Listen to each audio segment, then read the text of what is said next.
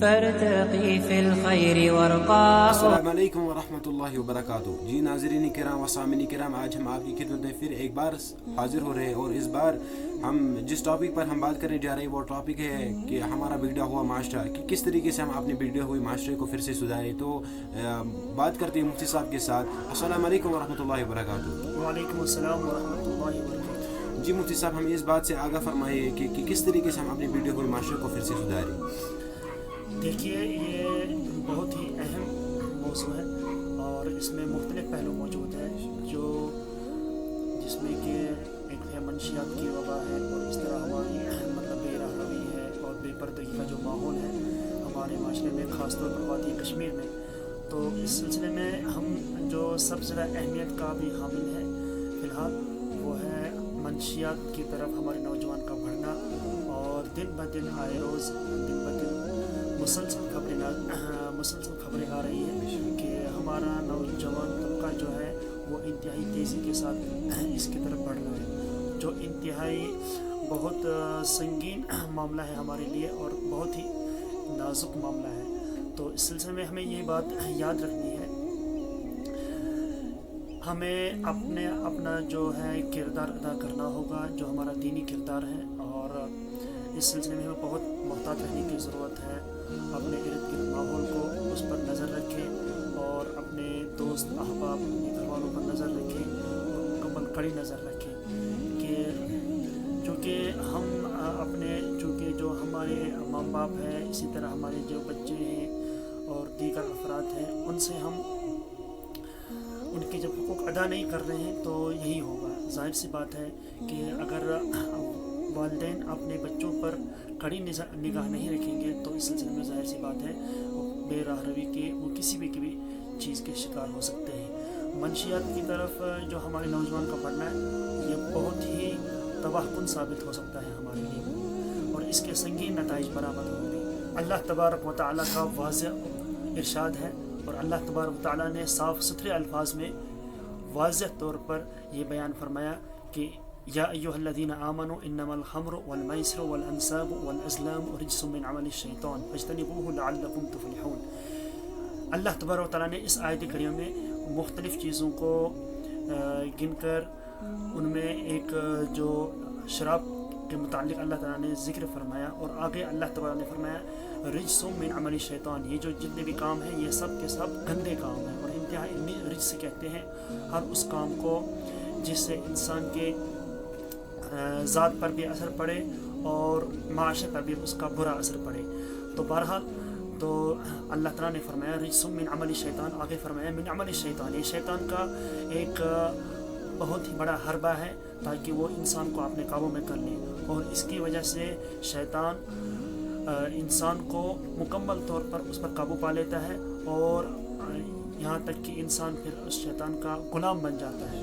پھر شیطان کے کہنے پر وہ جو چاہے وہ منوا سکتا ہے. اور دوسری بات جو ہے, آس پاس کا جو علاقہ ہے, جس علاقے میں رہتے ہیں, جس محلے میں رہتے ہوں, جس قصبے میں, جس گاؤں میں رہتے ہوں, وہاں پر مکمل نگاہ رکھی جائے, اور جو بھی اس قسم کے غلط کام میں ملوث پایا جائے تو اس کے پاس جائے, بڑی پیار محبت سے اس کو سمجھایا جائے, تاکہ چونکہ اللہ تعالیٰ نے انسان کے اندر ایسی چیز رکھی ہے کہ اگر اس کے ساتھ پیار و محبت سے برتاؤ کر کے اس کو کوئی بات سمجھائی جائے تو فوراً وہ راہ راستہ پر آتا ہے, وہ دوسری کی نصیحت کو سن بھی لیتا ہے اور اس کو اپنانے کی کوشش بھی کرتا ہے.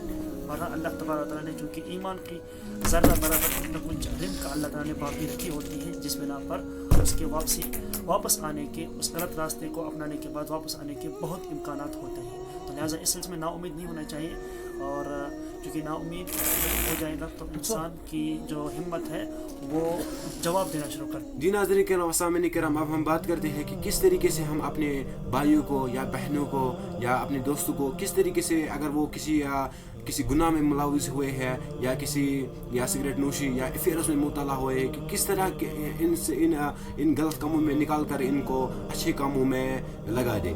تو اس کے لیے ہمیں اس کے لیے ہم مثال آپ کے سامنے پیش کرتے ہیں کہ اگر کوئی افیئرز میں مبتلا ہے تو اس کو سمجھائے کہ یہ افیئرز جی بھائی یہ جو افیئرز کا معاملہ ہے اس کو تو ظاہری کرنے میں مزہ آتا ہے, لیکن اس کے جو کاز ہے وہ یہ بہت خطرناک ہے.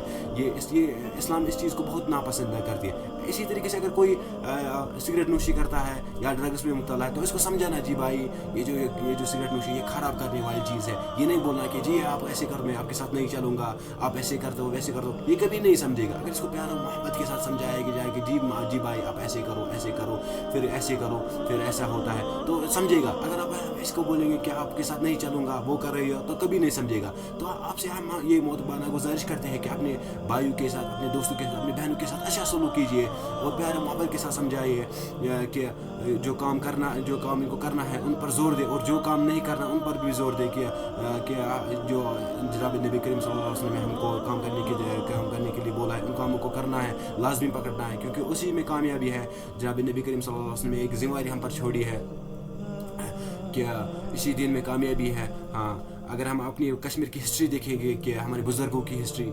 कितनी कुर्बानियाँ दी है उन्होंने इस दीन के लिए, तब जाके हम तक ये दीन पहुँचे। हम तक ये दीन ऐसे नहीं पहुँचा यूँ है हमारे घर में पैदा हुए, तब हमारे इसके पीछे बहुत सारी कुर्बानियाँ लगी बुज़ुर्गों की, सहाबा रज़ियल्लाहु तआला अन्हु की, जनाब नबी करीम सल्लल्लाहु अलैहि वसल्लम खुद फरमाते हैं जनाब नबी करीम सल्लल्लाहु अलैहि वसल्लम जितना मैं सताया गया इस दीन के लिए उतना कोई नहीं सताया गया, और जितना मैं रुलाया गया इस दीन के लिए उतना कोई नहीं रुलाएगा। जी मेरे भैया, अब आपसे यही मोतबाना गुजारिश है कि इस जो नबी करीम सल्लल्लाहु अलैहि वसल्लम जो काम पीछे छोड़ा है, जो हम तक पहुँचा है, इसको दिल से लगाए, इससे मोहब्बत करें। वल्लाह इसी में कामयाबी है। जो बाकी दुनिया की काम है इसमें कुछ नहीं है, अल्लाह की कसम इसमें 100% नाकामयाबी है। जो कामयाबी से वो सिर्फ इस दीन में है। हाँ मेरे मोहतरम बुजुर्ग, अपने भाई से भी और अपनी बहनों से भी गुजारिश करता हूँ कि खुदा अपने अल्लाह को पहचानो, अपने नबी करीम सल्लल्लाहु अलैहि वसल्लम को पहचानो।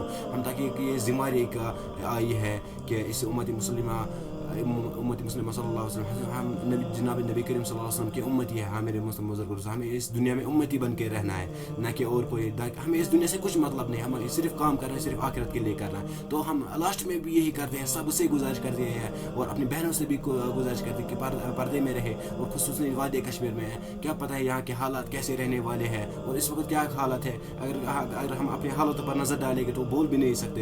अल्लाह ताला सुनने से ज़्यादा अमल करने की तौफीक अता फरमाए।